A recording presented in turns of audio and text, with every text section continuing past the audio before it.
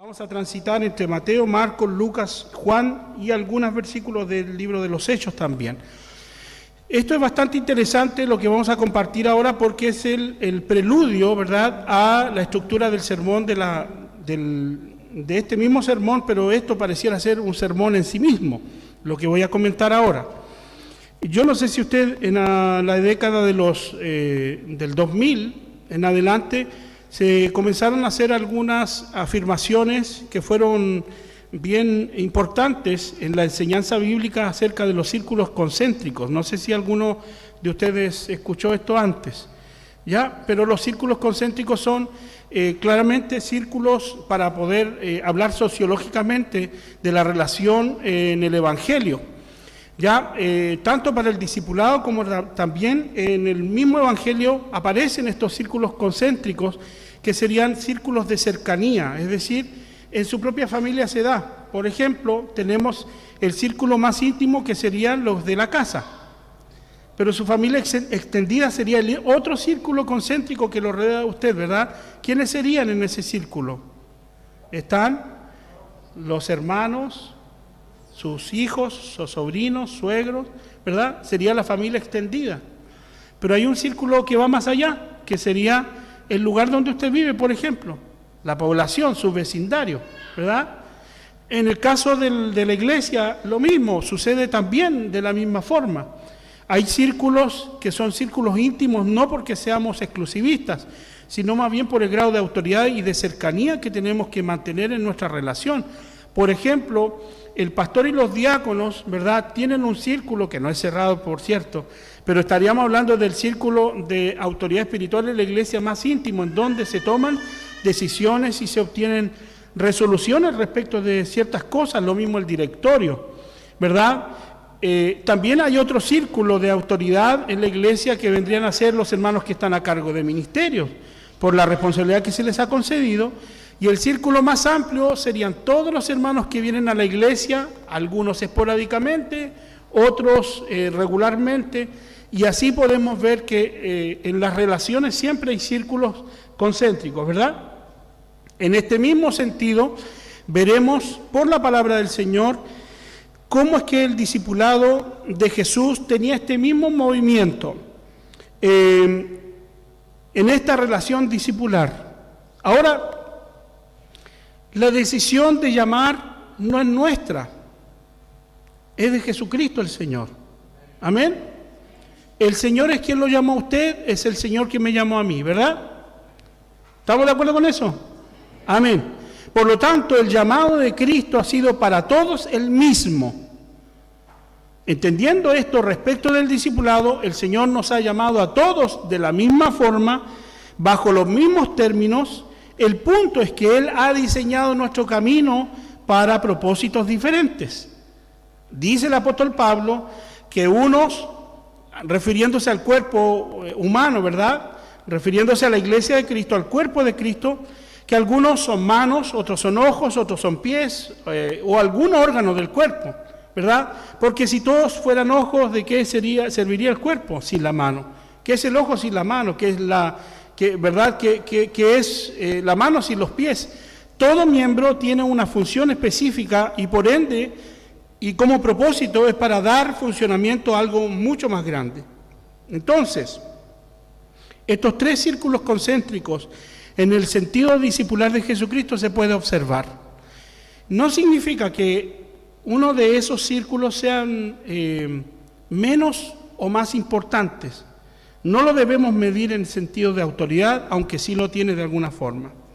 Por ejemplo, el círculo más extendido que tenía Jesucristo eran los campesinos de las aldeas y de los pueblos a los cuales Él entraba. Por ejemplo, ¿dónde quedaba la casa de Lázaro y sus 3 hermanas? ¿Alguien lo recuerda? Más fuerte. En Betania. ¿Dónde centró Jesús su ministerio en particular? Capernaum. ¿Qué otro lugar? Jerusalén. ¿Qué otra ciudad?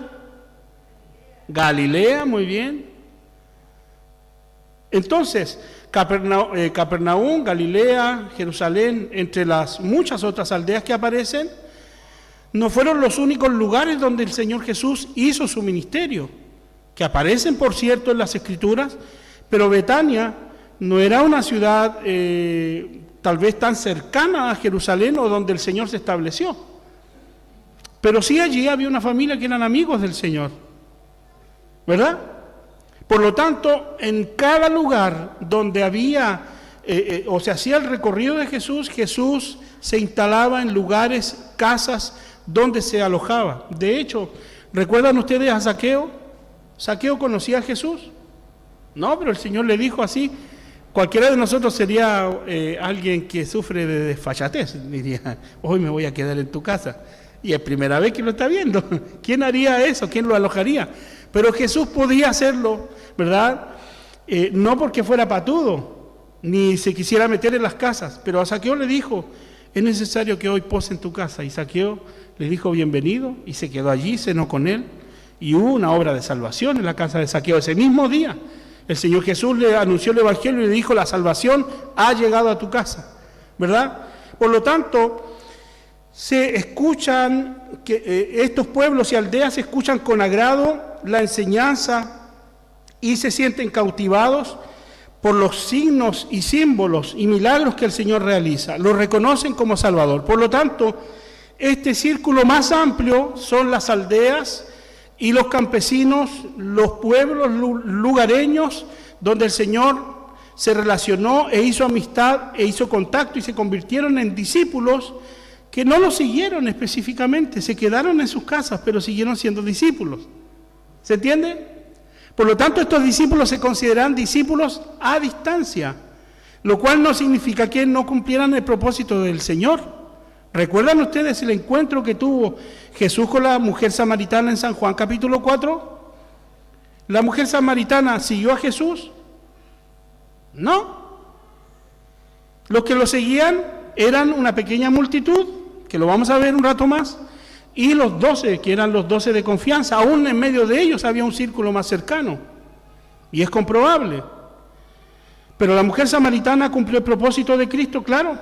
Le anunció a toda la ciudad de Samaria que había encontrado al Mesías, al que habían profetizado, al que esperaron con tantas ansias. El Señor se había manifestado ahí en el pozo de Jacob a ella y le dijo todo lo que ella era. Ya no era simplemente un profeta, sino más bien la revelación de todos los tiempos. Ella observó al Cristo, ¿verdad? Humanado, al Mesías Cristo, al Redentor, al Salvador, al prometido. Esta figura del Mesías era algo particular, tanto samaritanos como judíos que la esperaban a este Mesías, a este Redentor. Y la mujer samaritana considera que el que está hablando con él, porque cuando Cristo le habla, la mujer samaritana le hace ciertas preguntas a Jesús y le dice, ¿eres tú el que habría de venir?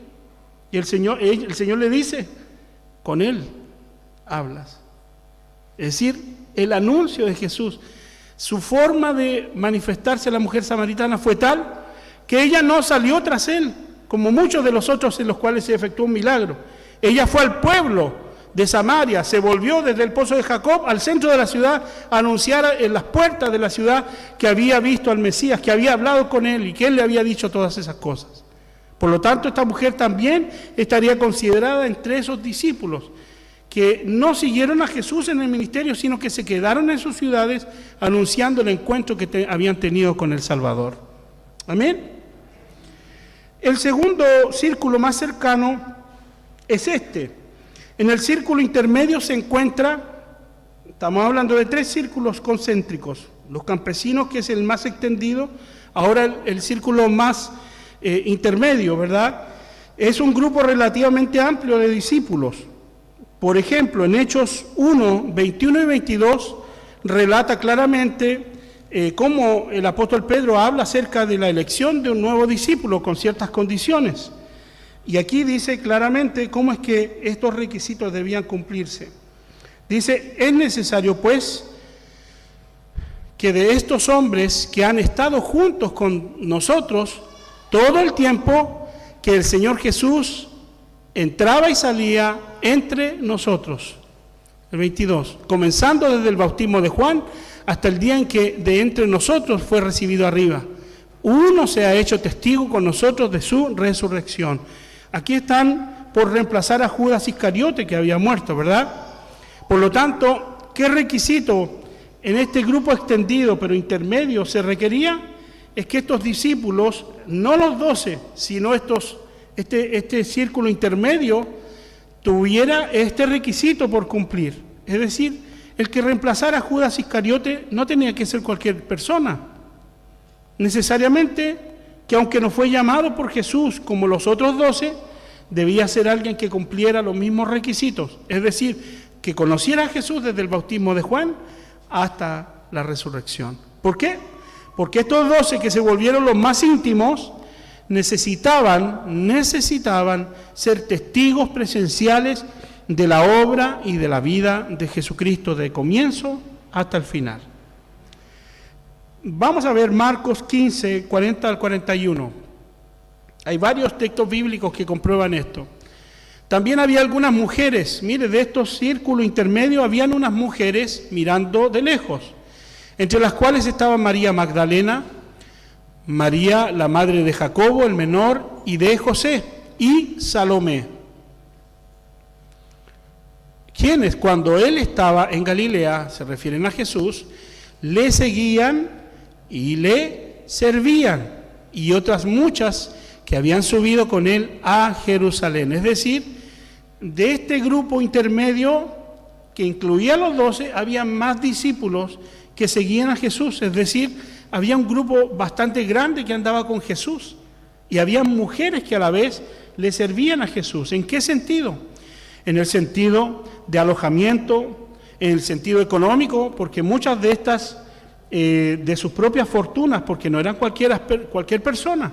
Incluso hay algunas dignatarias romanas, esposas de dignatarios romanos, que colaboraron en el ministerio de Jesús. Y había entre otros, no solo mujeres, sino hombres como Nicodemo, que era del Sanedrín, y José de Arimatea, que era un hombre acaudalado de Jerusalén, que también seguía a Jesús, que fue el que recepcionó el cuerpo de Cristo y con una sábana lo tapó, ¿verdad? Y lo llevó al sepulcro en el día de su muerte. Leamos otros versículos, Lucas 8, del 1 al 13, que corroboran todo lo que estamos viendo aquí. Este sermón lo voy a centrar en solo estos 3 círculos, y el mismo sermón lo voy a dar la próxima semana con el favor de Dios, si aún Él no viene por su iglesia, porque esto es el preludio para lo que sigue, para el sermón completo. Lucas 8, del 1 al 3. Leamos, por favor, todos juntos. Aconteció después que Jesús iba por todas las ciudades y aldeas, predicando y anunciando el evangelio del reino de Dios, y los 12 con él. Y algunas mujeres que habían sido sanadas de espíritus malos y de enfermedades. María, que se llamaba Magdalena, de la que habían salido 7 demonios. Juana, mujer de Chuza, intendente de Herodes, y Susana, y otras muchas que le servían de sus bienes. ¿Ve cómo estas mujeres se ocuparon económicamente del ministerio del Señor Jesucristo? Lucas 19, del 1 al 10. Leamos juntos, por favor. Habiendo entrado Jesús en Jericó, iba pasando por la ciudad. Y sucedió que un varón llamado Zaqueo, que era jefe de los publicanos y rico, procuraba ver quién era Jesús, pero no podía a causa de la multitud, pues era pequeño de estatura. Y corriendo delante subió a un árbol sicómoro para verle, porque había de pasar por allí. Cuando Jesús llegó a aquel lugar, mirando hacia arriba le vio y le dijo: Zaqueo, date prisa, desciende, porque hoy es necesario que pose yo en tu casa. Entonces él descendió a prisa y le recibió gozoso. Al ver esto, todos murmuraban, diciendo que había entrado a posar con un hombre pecador. Entonces Zaqueo, puesto en pie, dijo al Señor: He aquí, Señor, la mitad de mis bienes doy a los pobres. Y si en algo he defraudado a alguno, se lo devuelvo cuadruplicado. Jesús le dijo: hoy ha venido la salvación a esta casa, por cuanto él también es hijo de Abraham. Porque el Hijo del Hombre vino a buscar y a salvar lo que se había perdido. Nuestro moralismo y el moralismo de Israel impedía que los que necesitaban restauración y perdón lo obtuvieran. Sin embargo, a Cristo no se le hizo nada entrar a la casa de Zaqueo. ¿Qué significaba para un fariseo entrar a la casa de Zaqueo? Contaminarse. ¿Qué significaba para un israelita entrar a la casa de un romano, aunque fuera dignatario? Contaminarse. Por lo tanto, el Evangelio de Jesús y su discipulado va mucho más allá de las costumbres, tradiciones y enseñanzas que la propia religión enseñó. Por eso que Jesús dice: oíste que fue dicho, pero yo os digo. Es decir, la transformación que el Evangelio produce en sí misma, en el individuo, en la persona, va mucho más allá de lo aprendido y de la costumbre que se use en el lugar. Por lo tanto, entendemos que en este círculo, ¿verdad?, intermedio están esta clase de personas que seguían a Jesús, y que recibir a Jesús era recibir a los 12 y a todos los que lo acompañaban. Por lo tanto, la casa de Zaqueo se llenó ese día, no solo con Jesús, sino también con los invitados de piedra, que eran los 12 aprendices. Invitaban a Jesús, es como el pastor Leo, que llegan con sus amigos a la unión femenil. Llegamos a tomar tecito y en la unión femenil siempre me dicen: el pastor ya trajo a su amigo. Que hay 2 amigos ya que están, vamos a nombrar los miembros honoríficos también, igual que el pastor, el hermano Mario y el hermano Nelson. Tomamos todos los martes, tomamos tecito con la hermana, pues. Sí, pues estamos aquí, de eso se trata, de compartir, ¿no? Pero en este caso invitaban a Jesús y llegaba con los 12. Y estaban ahí sentados en la mesa y comían, compartían todas esas invitaciones. Pero claramente vemos cómo en este círculo intermedio había gente que le servía al Señor, ¿verdad? En el buen sentido, servir, no que el Señor las utilizaba para sus propósitos, sino que ellas, de su propia decisión, tomaban el deseo de poder, ¿verdad?, bendecir al maestro y darle economías para que él pudiera realizar su ministerio. Hay otros versículos más que en honor al tiempo vamos a dejar aquí, pero este círculo más cercano es los discípulos. Este es el círculo más íntimo del Señor, ¿ya? Que son los 12. A ninguno de los anteriores se les pidió que le siguieran, ¿verdad? ¿Está de acuerdo con eso? A ninguno de los anteriores se les pidió que dejaran sus labores. Pero a este grupo, especialmente a los 12, se les pidió algo específico. Jesús pasó por el mar de Galilea y a los hijos de Zebedeo le dijo: ven, síganme. A Jacobo y Andrés, su hermano. A Pedro y Andrés, Jacobo y Juan, ¿verdad?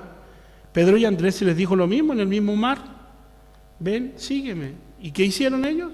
Dejando las redes, siguieron al Señor. Sucedió lo mismo con Mateo, llamado Leví. Él estaba sentado en la mesa de los impuestos, cobrando los impuestos, y el Señor se le acerca y le dice: ven, sígueme. ¿Él qué hizo? Cerró las puertas, cerró el negocio de cobranza de impuestos y siguió al Señor. Entonces, este grupo de los 12 claramente tuvo un llamado especial y específico, que fue a seguir a Jesús. Y aquí está el discipulado centrado en la persona de Cristo, que es el discipulado que usted y yo debemos tomar. Que aunque el Señor está a distancia nuestra, porque Él está en el cielo, su palabra nos permite mirar como que si fuéramos parte de ese grupo de los 12, directamente. Mire lo que dice Marcos 3, del 13 al 19. Marcos 3, del 13 al 19. Leamos todos juntos. Después subió al monte y llamó así a los que él quiso, es decir, los seleccionó. Y vinieron a él y estableció a 12 para que estuviesen con él y para enviarlos a predicar y que tuviesen autoridad para sanar enfermedades y para echar fuera demonios. A Simón, a quien puso por sobrenombre Pedro, a Jacobo, hijo de Zebedeo, y a Juan, hermano de Jacobo, a quienes apellidó Boanerges, esto es, hijos del trueno, a Andrés, a Felipe, Bartolomé, a Mateo, a Tomás, Jacobo, hijo de Alfeo, a Tadeo, Simón el cananista, y Judas Iscariote, el que lo entregó, y vinieron a casa. Es decir, aquí en esta lista están los 12 que el Señor eligió. Pero mire lo que dice Mateo 17:1, por favor. Aquí podemos observar otro círculo aún más íntimo. Mateo 17, versículo 1, dice: 6 días después, Jesús tomó a Pedro, a Jacobo y a Juan su hermano y los llevó a un monte alto. Esta lectura del capítulo 17 es el monte de la transfiguración. Y hay muchas otras lecturas donde aparecen estos 3 discípulos y se han convertido en los discípulos que tomaron a cargo la iglesia del Señor. Tanto es así que Juan se hizo cargo en su último tiempo de todas las iglesias del Asia Menor, que es a las que escribe el Apocalipsis, ¿ya? En el caso de Pedro supervisó todas las iglesias que el trabajo del apóstol Pablo dejó como evangelismo. Por lo tanto, Pedro se levantó también como una forma visible de autoridad apostólica en el tiempo de la primera iglesia. Es decir, Pedro logró salir de Jerusalén y visitar a las iglesias gentiles. Lo logró hacer. Amén. El otro que es comisionado aquí es el hermano Jacobo. Pero este Jacobo aparece muerto muy tempranamente, ¿verdad? Por lo tanto, el Jacobo o Santiago que aparece en la carta de Santiago, que también es Jacobo, este es el hermano de Jesús, quien reemplazó a este Jacobo y se quedó liderando la iglesia de Jerusalén. Por lo tanto, el apóstol Santiago que nosotros conocemos en su ministerio, ¿verdad? Como apóstol, escribiendo la carta de Santiago y haciéndose cargo de la iglesia de Jerusalén, es el medio hermano de Jesús. Por lo que este Santiago o este Jacobo ha muerto tempranamente y su ministerio no fue muy largo, porque él falleció como uno de los primeros mártires de la iglesia perseguida.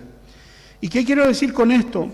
Que aun cuando los discípulos, ¿verdad?, eran 12, también había otro círculo más cercano al Señor, que eran estos 3 hermanos: Pedro, Juan y Jacobo, su hermano.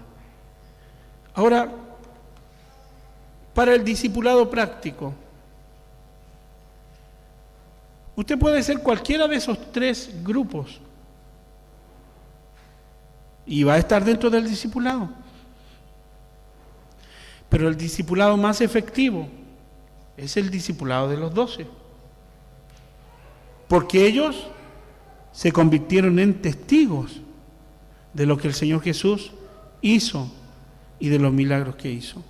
Recuerda también, hay otro pasaje donde Jesús manda a 70 personas, donde están incluidos los 12, y los manda por las ciudades y las aldeas y les dice: vayan, recorran las ciudades, visiten casas, visiten ciudades, anuncien el Evangelio, sanen enfermos, les doy mi autoridad y toda mi potestad para, ¿verdad?, sanar enfermos y hacer milagros en mi nombre.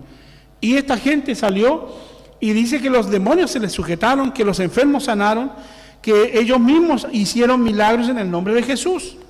Y volviendo alegres a donde estaba el maestro, le dijeron: Señor, le contaron las noticias de que todo lo que habían hecho les había resultado bien. Tanto es así que los demonios, dicen, se nos sujetaban en tu nombre. Por lo tanto, ellos no solo los 12, sino estos 70 comisionados que fueron predicando el Evangelio de dos en dos por las aldeas, hicieron una obra de evangelismo y además también, anunciando el reino de Cristo, pudieron orar y reprender demonios y sanar enfermos en el nombre de Jesús. Por lo tanto, este efecto del aprendizaje no solo impactó a los 12, sino a todos los que acompañaron a Jesús. Entendemos claramente que los 12 fueron elegidos por Él para un propósito especial. ¿Amén? ¿Cuál era el propósito de los 12? Que no se va a volver a repetir en ninguno de nosotros. Los 12 fueron elegidos por Jesús, tenían que cumplir este requisito. Desde el bautismo de Juan hasta la resurrección, debían haber sido testigos de cada evento.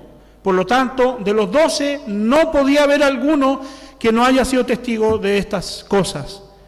Entonces yo me voy a decir, pastor, entonces ¿por qué Pablo fue llamado apóstol? Bueno, porque ahí hay una evidencia histórica y bíblica que debe ser considerada. Los mal llamados apóstoles de esta época, ustedes encuentran al apóstol tanto y al apóstol otro, ellos no pueden cumplir este apostolado bíblico al que hacemos alusión porque no han sido testigos del ministerio de Cristo. Nadie de esta época, ni de todas las épocas, fuera de la época de la primera iglesia, hasta Juan fue el último de los testigos del ministerio de Jesús para el año 99. Pero de ahí en adelante, o de ahí hasta hacia nuestra época, no hay ni un otro llamado apóstol de este círculo más cercano que hayan cumplido los requisitos de los 12. Por lo tanto, nadie puede ser llamado apóstol en este tiempo en el sentido exclusivo de lo que aparece aquí en cuanto a los 12 que Jesús llamó en Marcos 13. Jesús llamó a los 12 apóstoles en Marcos 13 con un propósito definido y era sentar las bases de la iglesia cristiana. La base de la iglesia cristiana es el testimonio de los apóstoles. El apóstol Pedro en su segunda carta dice, nosotros vimos al Señor transfigurado en el Monte Santo. Es decir, Pedro está relatando lo que pasa en Mateo capítulo 17 como un hecho que aconteció del cual él fue testigo. Nosotros vimos al Señor en su gloria, en su majestad suprema. Lo dice el apóstol Pedro en sus cartas. Yo fui testigo presencial de la gloria del Señor. Vi cuando Él se transfiguró, vi sus vestidos. Y lo explica ahí en la carta de Pedro. Lo puede buscar usted después. Por lo tanto, este testimonio es el fundamento de la iglesia cristiana. Por lo tanto, estos discípulos cobran tanta importancia para nosotros que en la época extendida en la cual nos encontramos, su testimonio corrobora lo que Cristo hizo. Porque todos los que escribieron fueron apóstoles del Señor, a excepción de Lucas y Marcos, que fueron la segunda generación de convertidos. Sin embargo, Marcos, aunque no es testigo presencial, él toma conocimiento del testimonio del apóstol Pedro, y Lucas investiga fehacientemente, como él tenía su profesión como médico,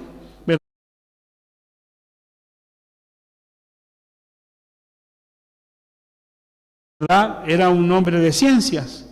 Él logró recabar hechos efectivos a través de testimonio de personas que sí estuvieron con el Señor. Por lo tanto, su relato, ¿verdad?, es fidedigno, al igual que Juan, que fue testigo del Señor, está en este círculo concéntrico, y Mateo, que es Leví, el cobrador de impuestos, que también era un hombre profesional y educado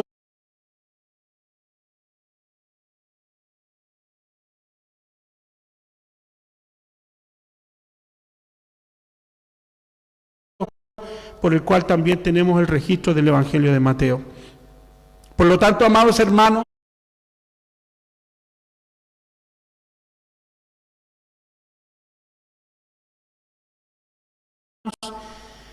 en este tiempo, ¿qué clase de discípulos puede haber? ¿Nos podemos hacer cercanos a Jesús? Claro que sí. ¿Y cómo lo hacemos? A través de las Escrituras. Pero ninguno de nosotros puede llegar a ser como los 12 que Él escogió, porque son exclusivos e irrepetibles. ¿Amén? Pero caminar con Jesús, vivir con Jesús, conocer los pasos de Jesús ir tras sus pasos, caminar como Él caminó, desde las Escrituras usted lo puede encontrar y ser igual que como aquellos discípulos que vieron sus milagros. Ahora, no se van a repetir los mismos hechos. Por cierto que no, porque ya no se va a repetir la historia de la mujer samaritana. No se va a repetir la historia del paralítico, del cojo que estaba en las puertas del templo de la puerta llamada la Hermosa. No se va a repetir la historia de Bartimeo, así en lo particular, ya ese hombre no existe. Pero los milagros que hemos visto, la gloria del Maestro, la gracia del Señor, ¿acaso usted no ha sido testigo? Yo le pido nada más que un minuto de reflexión. ¿De qué ha sido testigo usted? De cómo el Señor ha hecho a su alrededor la obra. ¿Ha visto al Señor obrar? ¿Ha sido testigo de los milagros del Señor? ¿Ha visto cómo el Señor ha tratado con familiares? ¿Ha visto cómo el Señor ha tratado su propia vida? ¿Ha visto cómo el Señor lo ha sostenido en medio de grandes dificultades y pruebas? ¿Ha visto cómo el Señor ha echado fuera demonios? Yo tengo toda esta historia, le puedo contar una hora mismo. Yo soy remiedoso, para que ustedes lo sepan, hermano. No me gustan las películas de terror y por una cosa por una decisión personal, yo no veo películas que tengan terror. No me gustan. Y creo que tampoco son buenas para la mente. Pero además de eso, que si tiene algún sentido espiritual la decisión, también soy miedoso. Y hay historias refome que yo le podría contar, porque cuando pololeaba hablaban de la ¿cómo se llama estos mitos de la Llorona? Y un día estaba lloviendo, se cortó la luz, se hizo mucho de noche y me tuvo que ir a dejar mi suegro. Claro, porque él no quería que yo me quedara, le convenía ir a dejarme. Y yo me hacía el asustadizo. Oiga, pero sí, yo era muy miedoso, le temía la oscuridad y había muchas cosas. Pero un día nos tocó ir con los hermanos de la iglesia. En aquella época yo era un aprendiz. Me recuerdo muy bien que fuimos a orar por una niña que estaba sufriendo posesión demoníaca. Y fue extraordinaria la historia. Y vivir ese momento fue terrible además, porque la niña hablaba de manera distinta, ya usted más o menos se lo debe imaginar. Y entramos con mucho temor a esa habitación donde esta muchacha estaba. Y recuerdo que nos pusimos de acuerdo con los hermanos que estábamos ahí de no cerrar los ojos, porque sabíamos, por historias de otros hermanos mayores, que las personas con problemas demoníacos se vuelven agresivas y comienzan a tener, digamos, ciertas acciones violentas y adquieren mucha fuerza. Entonces, dado estos antecedentes, nos propusimos orar con los ojos abiertos. Fue la primera decisión, que no fue fácil, porque mirar cómo la niña se contorsionaba y cómo tenía todos sus espasmos que le daban y hablaba distorsionado, y de pronto como que recobraba la conciencia y decía, ahí está, y hablaba del demonio que la estaba atormentando y muchas cosas feas que vimos ahí. Y esto se lo cuento porque a veces nosotros sobre espiritualizamos las cosas, pero también no debemos negar que el enemigo obra también a nuestro alrededor. Y tenemos que tener el discernimiento para no espiritualizar todo, pero también para no minimizar que el enemigo está presente en algunos casos. A Jesús no se le movía ni el pelo con el gadareno. Habían toneladas de demonios dentro de ese varón. ¿Y qué le pasó al Señor? Nada, pues no se le movió ni el pelo. ¿Habrá tenido susto el Señor alguna vez? Yo creo que no. No era como el pastor Leo, su pastor asustadizo. Pero en esa ocasión recuerdo que me siento en la orilla de la cama donde estaba postrada esta niña, y ella estaba inmovilizada de aquí, de la cintura hacia abajo. El punto es que pongo mi mano sobre sus manos, sobre la cama, y la niña se retorcía, pero como culebra, no podía más. Pero no se lograba liberar y yo no la tenía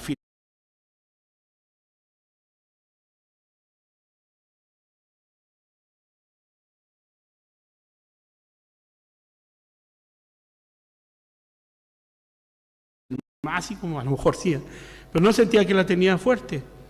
Y oré con ella y oramos con los hermanos que estábamos ahí y estuvimos hasta la medianoche con la situación, hasta que ella pudo confesar a Jesús como Señor.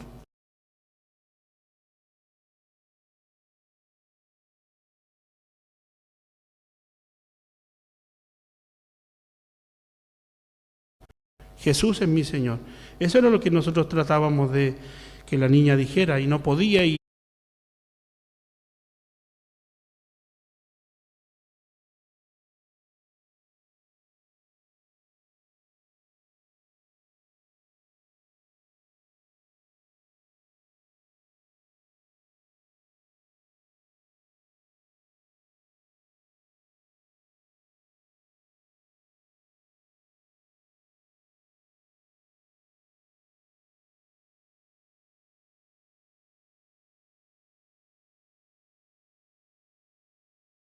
Y tenía cierto espasmo. La cosa es que cuando ya fue liberada esta niña, sentíamos el poder del Espíritu Santo en ese momento. Saliendo de esa casa, a mí me vino un pavor que nunca antes había sentido. Un terror, hermano, de estos terrores nocturnos. Si alguna vez usted sintió miedo en la oscuridad cuando era chico, un terror insoportable. Llegué a mi casa y le rogué al Señor qué era lo que estaba sucediendo y todo lo demás. Y al otro día llegamos a la segunda cita con la niña que había sido sanada. En el momento en que nos testimonia, esta muchacha me dice, del único que me acuerdo, hermano Leo, en esa época no era pastor, es de usted, me dice. De lo demás no me acuerdo nada. De lo único que me acuerdo es cuando usted puso su mano sobre las mías y me empecé a quemar. Y no me podía liberar. Y yo quería pegarle y soltarme de su mano y no podía hacerlo. Y yo sé que era Dios con usted. Entonces ahí me vino un alivio tal y dije, Señor, tu poder es mucho más grande que mi miedo. Y el Espíritu Santo con nosotros en todo lugar nos hace valientes en el momento que aunque usted y yo seamos débiles o manifestemos esta debilidad de miedo como su pastor, me ha tocado, y parece que el Señor se goza en que yo sienta esa clase de miedo, porque me tocó en Quintero, aquí en Valparaíso, 2 o 3 ocasiones, y tengo harta historia para contar. Un día vamos a hacer una fogata, y de noche. El asunto es que, claro, no puede minimizar estas cosas, pero los discípulos vieron todas esta clase de manifestaciones. Dígame si no se asustaron cuando vieron al Gadareno y esa historia. Se cuenta del Gadareno que ese hombre lo ponían engrilletado y rompía, un hombre de carne y hueso, rompía los grilletes y nada lo sujetaba. El Señor pasa por la región de Gadara y ese varón es sano para la gloria del nombre de Cristo. El poder de Jesús, el poder de la gloria del Señor Jesucristo es mucho más de lo que cualquier demonio podría resistir. Por lo tanto, el discipulado de Jesús se hace efectivo toda vez que caminamos con el Maestro y comprobamos su poder ahora nosotros, como discípulos a distancia, pero tan valiosos como aquellos que Él quiso encontrar entre los suyos. Por cierto que ninguno de nosotros se ha vuelto testigo ocular y presencial de su ministerio, pero somos esos discípulos, testigos de la gloria del Maestro, en donde hemos visto su poder transformador, su poder sanador. Porque aquellos evangélicos que se declaran cesacionistas, que dicen que los dones del Espíritu ya no corren para este tiempo, yo no sé si están equivocados o no, pero yo he visto otra cosa del Señor al que conozco. He visto la gloria del Señor, sanidades gloriosas del Señor, milagros de transformación, sanidades espectaculares. El Señor sigue obrando y lo seguirá haciendo hasta que su gracia sea extendida por el tiempo que Él lo ha considerado. Su Espíritu aquí en medio de su iglesia, con nosotros, caminando con nosotros, dentro de nosotros, sigue obrando, sigue salvando, el Señor sigue sanando. Gloria al Maestro, gloria al Señor Jesús. Póngase en pie, vamos a orar. Dele alabanza al Señor, dele gloria al Señor, Él es misericordioso. Si no, ¿para qué oramos? ¿Para qué tenemos tantas oraciones en la cajita de oración? Ya van 68 respuestas, hermano Mario.